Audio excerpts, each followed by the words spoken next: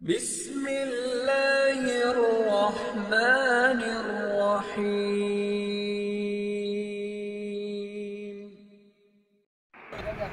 আসসালামু আলাইকুম। বাংলাদেশের জানা অজানা গুরুত্বপূর্ণ কম গুরুত্বপূর্ণ বিখ্যাত অখ্যাত স্থান অঞ্চল বিষয় নদীনালা খালবিল গ্রাম শহর সমগ্র বাংলাদেশ নিয়েই আমাদের নিয়মিত পরিবেশনা। আজকে সিলেট শহরের বাস টার্মিনাল, কেন্দ্রীয় বাস টার্মিনাল অথবা কদমতলী বাস টার্মিনাল এই সম্পর্কে আপনাদের সামান্য কিছু তথ্য দেওয়ার চেষ্টা করব। সুপ্রিয় দর্শক, ভিডিওটি যদি ভালো লাগে অনুগ্রহ করে একটু লাইক করবেন, ভালো না লাগলেও সম্পূর্ণ অংশ না টেনে দেখতে থাকুন, হয়তোবা এর কোনো তথ্য আপনাদের ভবিষ্যতে কাজে লাগতে পারে। চ্যানেলে নতুন হয়ে থাকলে অথবা যদি এখনও সাবস্ক্রাইব করে না থাকেন অনুগ্রহ করে একটু সাবস্ক্রাইব করে আমাদেরকে উৎসাহ দেবেন। তো চলুন আমরা সিলেট কেন্দ্রীয় বাস টার্মিনাল বা কদমতলী বাস টার্মিনাল সম্পর্কে সামান্য কিছু ধারণা নেওয়ার চেষ্টা করি। কদমতলী বাস টার্মিনাল সিলেট নগরীর কদমতলী এলাকায় পুরনো টার্মিনাল এলাকাতে ৮ একর জায়গা নিয়ে নির্মিত আধুনিক স্থাপত্য শৈলীতে তৈরি একটি টার্মিনাল। ২০২৩ সালের ১৫ ফেব্রুয়ারি এটি পরীক্ষামূলকভাবে চালু করা হয়। কেন্দ্রীয় টার্মিনাল হওয়ার কারণে বাংলাদেশের প্রায় সকল জেলার সাথেই এর সরাসরি বাস যোগাযোগ যে রয়েছে সেটি এই টার্মিনাল কেন্দ্রিক তাদের কার্যক্রম পরিচালনা করে থাকে। বাংলাদেশের অত্যাধুনিক যে সমস্ত বাস সার্ভিস রয়েছে বা পরিবহন সার্ভিস রয়েছে তার প্রায় সিংহভাগ এই সিলেটের কদমতলী বাস টার্মিনাল থেকেই তাদের কার্যক্রম পরিচালনা করে। যেমন আমরা বলতে গেলে বলতে পারি এনা, শ্যামলী,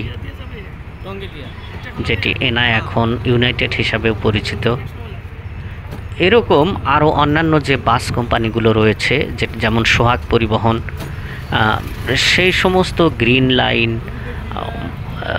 আসলে সব ধরনের বাস দূরপাল্লার এবং আন্তজেলা সব ধরনের বাস এখান থেকে যাতায়াত করে থাকে। বাংলাদেশের যে কোনো জেলাতে বা অন্যান্য পৌরসভা উপজেলা কেন্দ্রিক বাসও এখান থেকে সরাসরি চলে থাকে।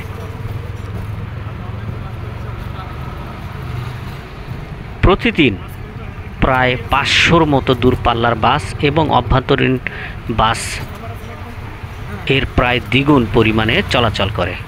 ২০১৯ সালে এর নির্মাণ কাজ শুরু হয়। বিশ্ব ব্যাংকের অর্থায়নে ৬৩ কোটি টাকা ব্যয়ে এটি নির্মাণ কাজ শুরু করে। সিলেট সিটি কর্পোরেশন প্রকল্পটি বাস্তবায়ন করেছে। এর ভবন অত্যাধুনিক। টার্মিনালটির পুরো নির্মাণ কাজ ৩টি অংশে ভাগ করা হয়েছে, যার প্রথম অংশে রয়েছে বহির্গমন ভবন, দ্বিতীয় অংশ রয়েছে অ্যারাইভাল বিল্ডিং এবং তৃতীয় অংশে রয়েছে টার্মিনালের মাল্টিপারপাস ওয়েলফেয়ার সেন্টার, যেখানে মালিক, চালক এবং সমিতির জন্য থাকবে রয়েছে ২৪ বেডের বিশ্রাম কক্ষ, গোসলের ব্যবস্থা, অফিস লকার ব্যবস্থা, ক্যান্টিন, মিটিং এবং অনুষ্ঠানের জন্য বিশাল মাল্টিপারপাস মিলনায়তন। টার্মিনালটিতে একসঙ্গে ৪৮টি বাস রাখার ব্যবস্থা রয়েছে। যাত্রীদের জন্য ১৫০০ আসন বিশিষ্ট ওয়েটিং লাউঞ্জ, ৩০ আসন বিশিষ্ট ভিআইপি কক্ষ, ৩০টি টিকিট কাউন্টার এবং নামাজের জন্য আলাদা ব্যবস্থা করা হয়েছে। সুপ্রিয় দর্শক, বুঝতেই পারছেন যে বিশাল কর্মযজ্ঞ এখানে পরিচালিত হয়েছে। প্রতিদিন এখান থেকে বিশেষ করে ঢাকা, চট্টগ্রাম এই রুটের বাস পর্যাপ্ত পরিমাণে চলাচল করে। ময়মনসিংহ এবং রংপুর, রাজশাহী, খুলনা, অন্যান্য অঞ্চল থেকেও, কুমিল্লা, এ সমস্ত অঞ্চল থেকেও সরাসরি বাস এখানে রয়েছে। তবে সবচেয়ে বেশি চলাচল করে ঢাকা সিলেট রুটের বাসগুলো। পাশাপাশি রয়েছে গাজীপুর, টাঙ্গাইল, কিশোরগঞ্জ, সুনাম, এই সমস্ত দূরপাল্লার যাত্রীরা প্রতিদিন কদমতলীতে আসেন। কদমতলী বাস টার্মিনালটি ডিসি অফিস বা জেলা জজ কোর্ট থেকে বেশ কিছুটা দক্ষিণ দিকে, তবে দূরত্বের দিক থেকে খুব বেশি না হলেও যেহেতু সুরমা নদীর অপর প্রান্তে এর অবস্থান, সুতরাং কিছুটা ঘোরা পথে যেতে হয়। এখান দিয়ে দুটি ব্রিজ রয়েছে, গণ অধিকার পরিষদ সেতু এবং কিন সেতু। এই দুটি সেতু দিয়ে বাস চলাচল করে বা যাতায়াত করা যায় হিসেবে জেলা পরিষদ, ডিসি অফিস, বাংলাদেশ ব্যাংক অর্থাৎ বন্দর যে অঞ্চলটি রয়েছে, যেখানে এখানকার প্রশাসনিক কেন্দ্র, সেখানে যেতে কিছুটা বেশি সময় লাগে। তবে যদি সরাসরি নদী পার হয়ে যাওয়া যায় তাহলে খুব অল্প সময়েই ডিসি অফিস বা অন্যান্য জায়গায় যাতায়াত করা যায়। যারা সিলেট ভ্রমণ করতে চান, বাংলাদেশের যে কোনো জায়গা থেকে আপনাকে প্রথমে কদমতলীতে, বিশেষ করে বাসে আসলে আপনাকে কদমতলীতে নামিয়ে দেবে, কারণ কাউন্টারগুলো এখানেই, এবং আপনি যখন এখান থেকে ছেড়ে যাবেন তখন আপনাকে এই কদমতলী কাউন্টার থেকেই টিকিট সংগ্রহ করতে হবে।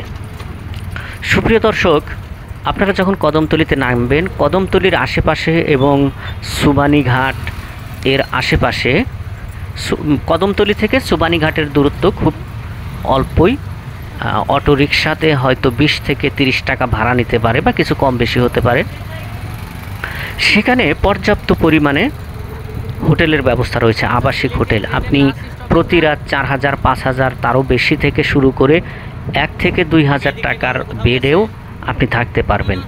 এমনকি আরও কম মূল্যের হোটেলের ব্যবস্থা রয়েছে, প্রতি রাত এখানে আপনারা থাকতে পারবেন। আরও একটি তথ্য সুপ্রিয় দর্শক আপনাদের জন্য জানিয়ে রাখছি, সেটি হলো যে এই সিলেটের হোটেলগুলো প্রায় 24 ঘন্টা আপনাকে সেবা দিয়ে থাকে। আপনি যে কোনো সময়, দিন বা রাতের যে কোনো সময় আপনি অবতরণ করেন না কেন সিলেটে, আপনি বিশেষ করে সুবাহানীঘাট বা সুবানীঘাট স্থানীয় নাম, আপনি যদি সেখানে চলে যান তাহলে অবশ্যই আপনার থাকার নিয়ে আর চিন্তা করতে হবে না। স্বল্প মূল্যে অভিজাত 3 তারা 5 তারা সব ধরনের হোটেল এখানে ব্যবস্থা রয়েছে।